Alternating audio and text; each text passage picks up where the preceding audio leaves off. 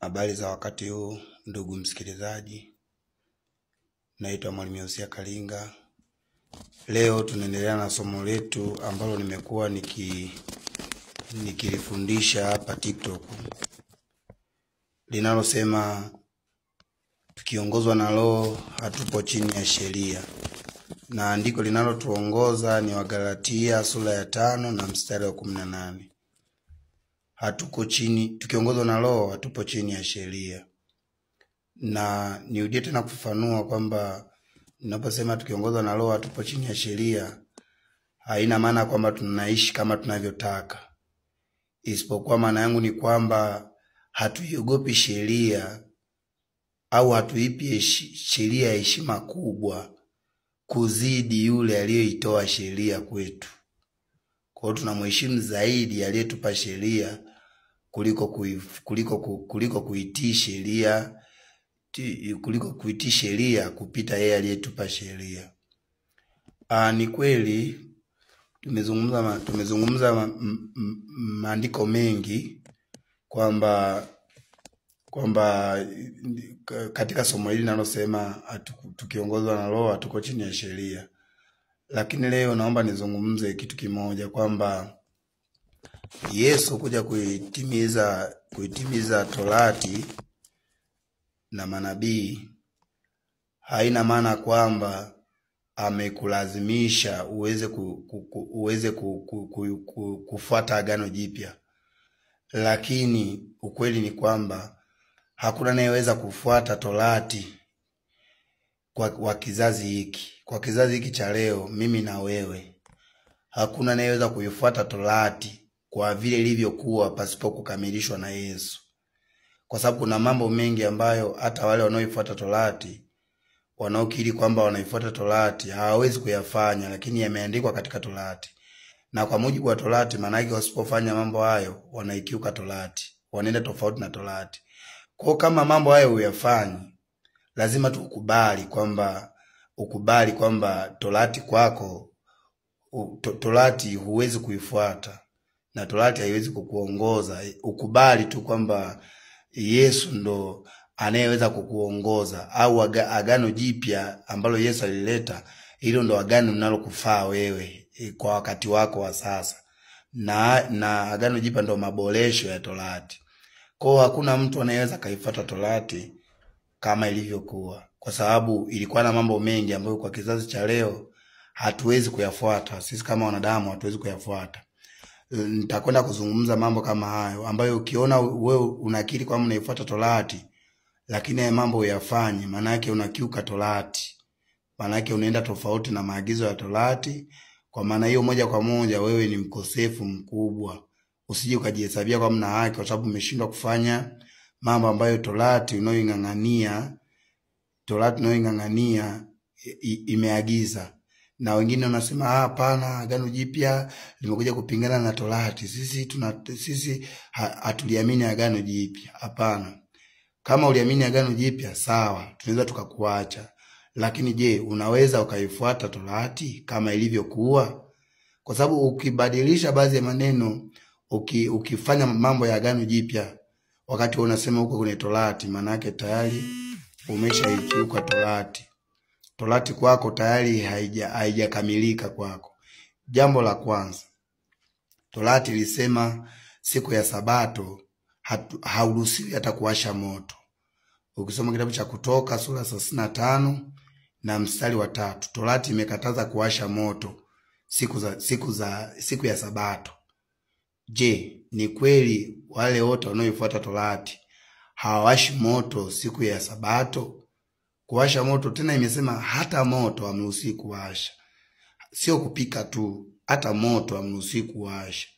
Kwa hiyo ukiwasha moto tayari uko kinyume na Torati, kwa mujibu wa Torati. Lakini kwa wale ambao Yesu, tunaamini Yesu ametukomboa katika Torati, maana yake hilo kwetu sio kosa.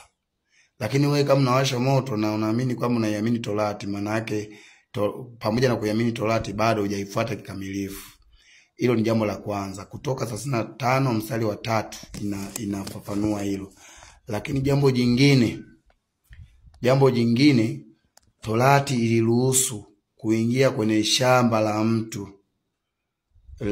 la mazao, ukalia umo shambani, ukala umo shambani kiasi cha mazao ya kukutosha. Maana yake tukiingia kwenye shamba la mtu la mahindi, ukachoma mahindi ukala, cha msingi usibebe wala usiondoke na mazao yoyote.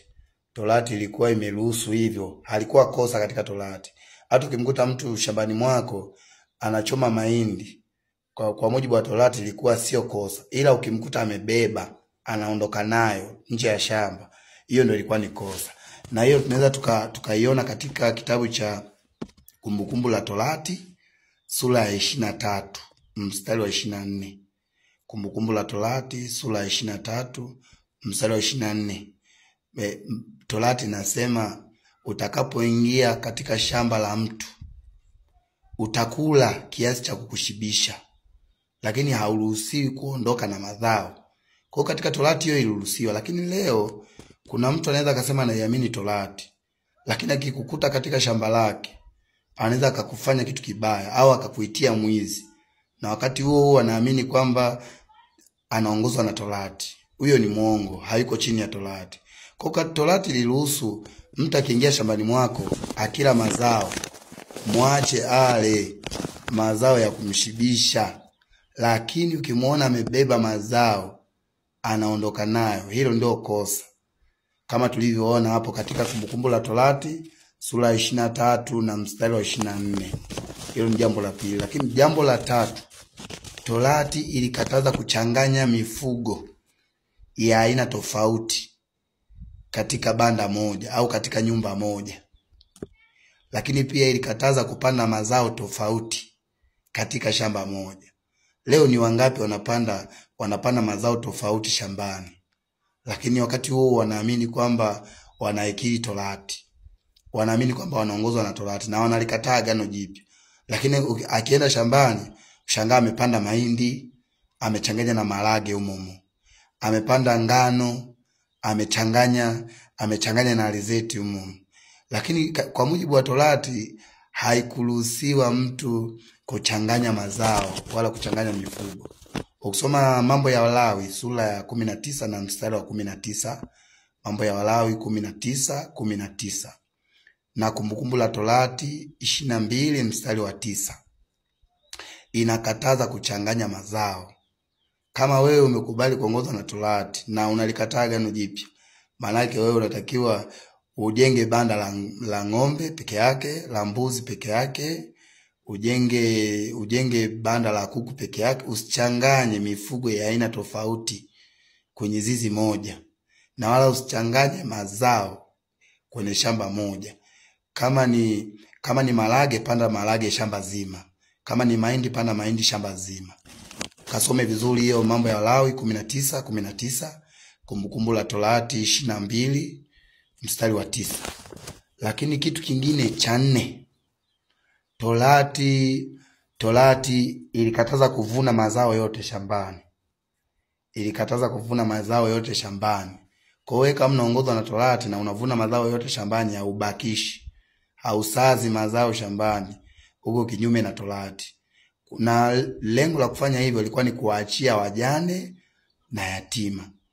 Ukisoma Mambo ya Walawi 23 mstari wa 22, Mambo ya Walawi 23 mstari wa 22, kwamba imeagiza hivyo kwamba uruhusiwi kuvuna mazao yote shambani, mengine waachie yatima, wajane na wasiojiweza, maskini, waje wavune. Watakuja kuvuna baada ya wewe kuvuna. Usivune yote, na wala na yakibaki usirudi kuyachukua. Lakini wengi leo wanaamini kwamba wanaongozwa na Torati na wanalikataa Agano Jipya, lakini mazao wanavuna yote shambani. Kwa hiyo ni kosa. Kasome hiyo Mambo ya Walawi 23 mstari wa 22. Jambo la mwisho, Torati iliruhusu mtoto mjeuri aliye na kiburi, ambaye hawatii wazazi wake wamchukue, wampeleke mbele ya wazee, apigwe mawe paka afe kwa sababu ya ujeuri wake na kiburi chake cha kutokuwasikia wazazi. Kasome Torati, Kumbukumbu la Torati sura ya 21 na mstari wa 18 mpaka wa 21. Kumbukumbu la Torati sura ya 21 mstari wa 18 mpaka wa 21. Mungu awabariki sana. Ukifuata hayo yote, ni kweli uko chini ya Torati.